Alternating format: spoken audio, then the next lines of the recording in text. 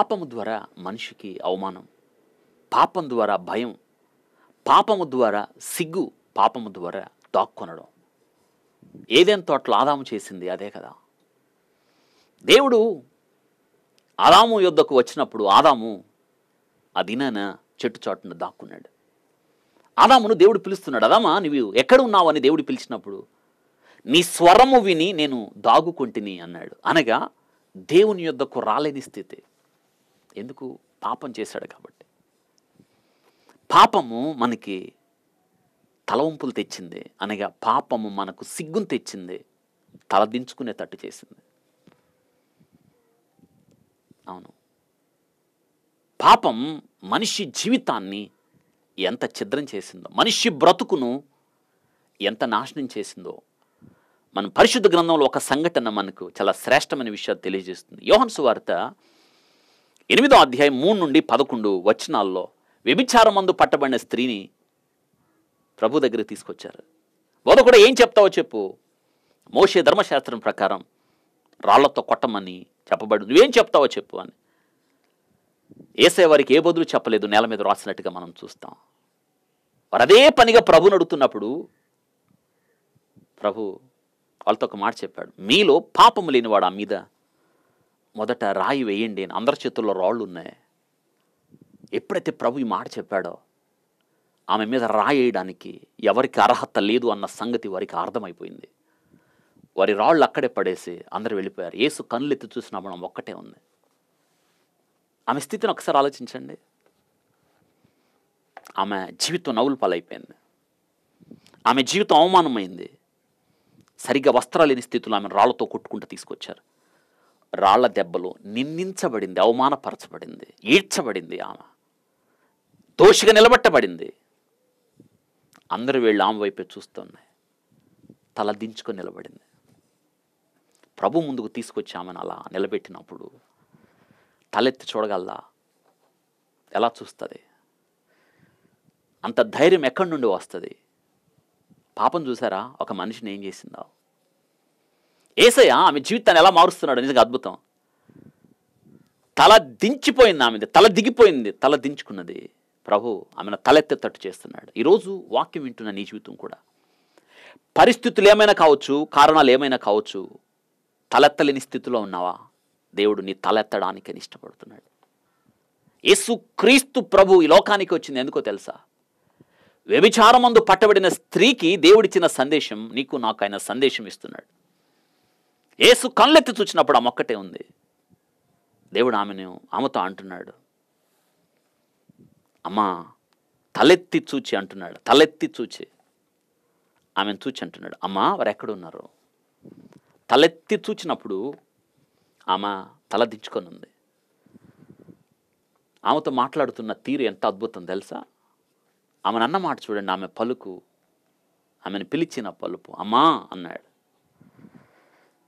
దేవుడు నీకు గౌరవానికి ఆయన భంగం కలిగించాడు. న్యాయస్థానాల్లో కూడా గమనించండి, నువ్వేం తప్పు చేశావు, ఏం తప్పు చేశావు, ఏం తప్పు చేశావు, ఇదిగో నీ మీద నేరం మోపబడింది, ఏం తప్పు చేశావని అడగడం మనం వింటూ ఉంటాం కదా. కొన్ని దృశ్యాలు మనం చూస్తూ ఉంటాం. వినండి, నీ మీద నేరం మోపబడింది, నువ్వు ముద్దాయివి అంటారు. నేరస్థాపన చేయబడింది, ఇంకా నేర రుజువు కాకపోతే నేరస్థాపన రుజువైతే నేరస్తుడివి. కానీ ఈమె పాపము చేసింది, పాపములో పట్టబడింది. కానీ ఆమె తల దించుకొని ఉన్నప్పుడు కనులెత్తి చూశాడు ప్రభు. ఆమెను చూసి రాళ్లతో కొట్టుకుంటా తీసుకొచ్చినప్పుడు ఆమెను ఎన్ని మాటలు ఉంటారు చెప్పండి? ఆమెను తోలనాడు ఉంటారు, కాని మాటలను ఉంటారు, ఆమెను బాధ పెట్టే మాటలను ఉంటారు, పరుష పదజాలం వాడుంటారు. ఎన్ని మాటలు అన్నారో. ఈ మాట ఎవరు పిలిచి ఉంటారు ఆమెని? అమ్మా అని. విలువైన, గౌరవమైన, నాకు తెలిసి తెలుగులో ఒక స్త్రీని ఉచ్చరించడానికి ఇంత ఉన్నతమైన పదానికి మించిన పదం ఏది లేదు. అమ్మా. ఎంత పవిత్రత ఆ పదంలో, ఎంత ఆర్ద్రత, ఎంత ఘనత ఉంది ఆ పదంలో. అమ్మా. యేసే చూడండి, గౌరవం లేని ఆమె జీవితానికి గౌరవాన్ని ఇచ్చాడు. అమ్మా. గుండెలు పగిలే ఆ మాటతో. ఈరోజు లోకంలో నీకు గౌరవం లేకపోవచ్చు, లోకంలో నీకు ఘనత లేకపోవచ్చు, లోకంలో నిన్నెవరూ లక్ష్య పెట్టకపోవచ్చేమో, కానీ అటువంటిది క్రీస్తు దగ్గర ఉండదు. నీకు గౌరవం ఉంది ఇక్కడ. ఎందుకో తెలుసా?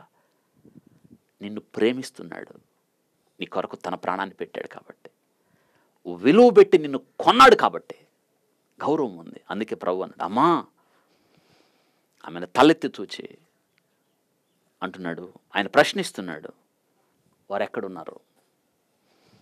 నిన్ను తోలనాడిన వారు, నిరసన వ్యక్తం చేశారే నీ మీద, నిరస్థాపన చేశారే, రాళ్లతో కొట్టారే, వారెక్కడ?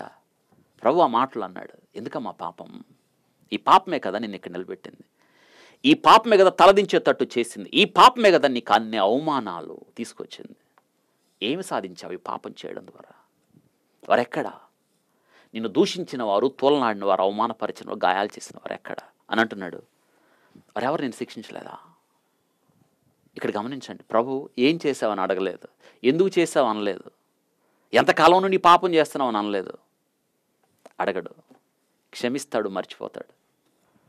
మనమే గుచ్చి అడుగుతాం కదా. ఆమెతో అంటున్నాడు, వారెవరు నేను శిక్షించలేదా? శిక్షించలేదు ప్రభు. అయితే నేను నిన్ను శిక్షించను. అందుకే అంటున్నాడు, వెళ్ళమ్మా, పాపం చేయొద్దు, ఛాలెంజ్, తలెత్తుకొని బ్రతుకు.